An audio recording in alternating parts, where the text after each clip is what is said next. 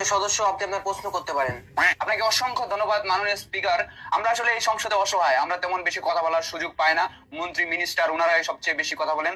তাই আজকে যেহেতু সুযোগ পেয়েছি, তাই আমি শ্রদ্ধা করে স্মরণ করতে চাই মহান স্বাধীনতার ঘোষক শহীদ প্রেসিডেন্ট মেজর জিয়াউর রহমানকে, যিনি বলিষ্ঠ মাননীয় সদস্য আপনি মাননীয় মন্ত্রীকে একটি প্রশ্ন করুন। জি অবশ্যই মাননীয় স্পিকার। আমরা আসলে তো সংসদে যেমন কথা বলার সুযোগই পাই না, তাই বলতে চাই শহীদ প্রেসিডেন্ট মেজর জিয়াউর রহমান, যিনি বাংলাদেশে বহুদলীয় গণতন্ত্র প্রতিষ্ঠা করেছেন এবং প্রতিষ্ঠা করেছেন বাংলাদেশ জাতীয়তাবাদী দল বিএনপি, যার জন্য আমি আজ এই মহান সংসদে আসতে পেরেছি, তার জন্য তাকে আমি ধন্যবাদ ও একটি স্যালুট জানাই।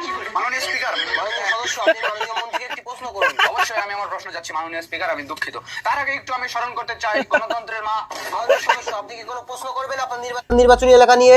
অবশ্যই মাননীয় স্পিকার, আমি আমার একটু স্মরণ করে নিতে চাই গণতন্ত্রের মা আপসীর নেত্রী মরহুমা বেগম খালেদা জিয়াকে, যিনি আমার বাবার মাথায় হাত দিয়ে বলেছিলেন, বাবা তোমার ছেলে অবশ্যই একদিন সংসদে যাবে। আর এই জন্যই আমি আজ এই সংসদে দাঁড়িয়ে প্রশ্ন করার সুযোগ পাচ্ছি মাননীয় স্পিকার। মাননীয় স্পিকার, বেগম খালেদা জিয়া এই দেশের কি করেন নাই? মাননীয় সদস্য আপনাকে প্রশ্ন করার জন্য বলা হচ্ছে। অবশ্যই মাননীয় স্পিকার। আমি একটু বলি, যারা মুক্তিযুদ্ধের সময় আমি একটু বলি আপনাদেরকে, এখন বর্তমান যা চলতেছে সংসদে, বর্তমান প্রেক্ষাপটে যেমন চলতেছে সংসদটা আপনারা ভালোভাবে দেখেন। সংসদে সাধারণ মানুষ নিয়ে কোনো কথা নাই, কোনোই নাই, দেশের পরিস্থিতি নিয়েও কোনো কথা নাই। জাস্ট সংসদে কি চলে, মানে পূর্বে যা চলছে এখনো তাই চলতেছে। সো শুনেন পুরোটা শুনেন, ভালো লাগতেছে, বিষয়টা এনজয় করতেছি।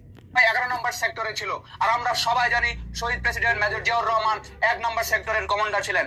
তিনি এই মহান মুক্তিযুদ্ধে যুদ্ধ করেছিলেন, আর পরবর্তীতে তিনি এই দেশের প্রেসিডেন্ট হয়েছিলেন। তিনি শ্রমিকদের মর্যাদা ও সম্মান ফিরিয়ে দিয়েছিলেন, কৃষকদের দুঃখ দুর্দশা দূর করার জন্য, সেচ ব্যবস্থার উন্নয়নের জন্য তিনি খাওয়ানোর কর্মসূচি হাতে নিয়েছিলেন। আমরা আরো মাননীয় সদস্য আপনি এগুলো অস্বীকার করার কিছু নাই, বাস্তব, এটা বাস্তব। তবে এখন যারা আসছে তারা পারবে না, জিয়াউর রহমানের মতো তো অসম্ভব।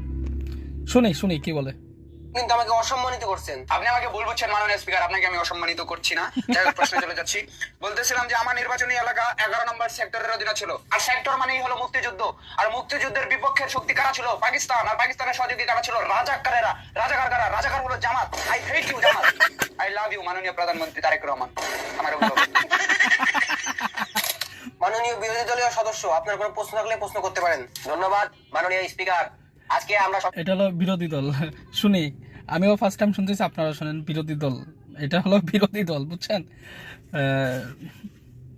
শোনেন কি হয় বাকিটা।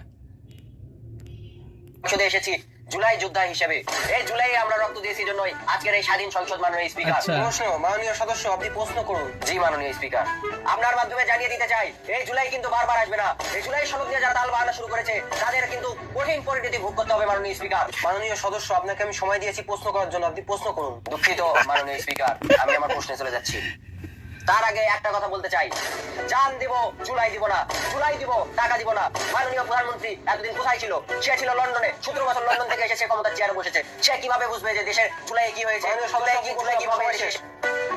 মাননীয় সদস্য, আশা করি আপনি সময়ের অপচয় না করে আপনার প্রশ্ন করবেন। মাননীয় স্পিকার, আপনাকে ধন্যবাদ মাননীয় স্পিকার। মাননীয় স্পিকার, মাননীয় স্পিকার, আমি প্রথমে বলতে চাই মাননীয় স্পিকার, আমার নির্বাচনী মাননীয় স্পিকার, আমার প্রথম প্রশ্ন মাননীয় স্পিকার। বুঝেছি, এত সম্বোধন না করে আপনি আপনার প্রশ্নটি করুন। জি ধন্যবাদ আপনাকে মাননীয় স্পিকার। মাননীয় স্পিকার, আপনি জানেন বাল্যকাল থেকে আপনার সাথে আমার একটা উঠা বসা মাননীয় স্পিকার। মাননীয় স্পিকার, আপনি যখন বাল্যকালে আম চুরি করতে গিয়ে ধরা পড়েন, সে সময় আপনার সঙ্গী ছিলাম আমি মাননীয় স্পিকার। মাননীয় স্পিকার, এমনকি ঢাকা বিশ্ববিদ্যালয়ে একসাথে আমরা এক বেডে ঘুমাইছি মাননীয় স্পিকার। সে সূত্রে আপনার সাথে আমার একটা সার্বিক সম্পর্ক, আর্থিক একটা সম্পর্ক আছে মাননীয় স্পিকার। সংসদ বন্ধ করবার, সংসদ বন্ধ কর। তবে এগুলা অনেকটাই বাস্তব। ফানি হলো সংসদে এরকমই চলতেছে। কোনো মানুষের পরিস্থিতি, দেশের পরিস্থিতি, রাস্তাঘাটের পরিস্থিতি, এখন এগুলো চলে না, সব সমঝোতা হচ্ছে। আর ওই সমঝোতা সাংবাদিকরা যে গেলি সমঝোতা, এখন বাকিটাই যে আপনারা তো শুনলেনি। ঠিক আছে, কেমন হয় কমেন্টে লাইক করে জানান।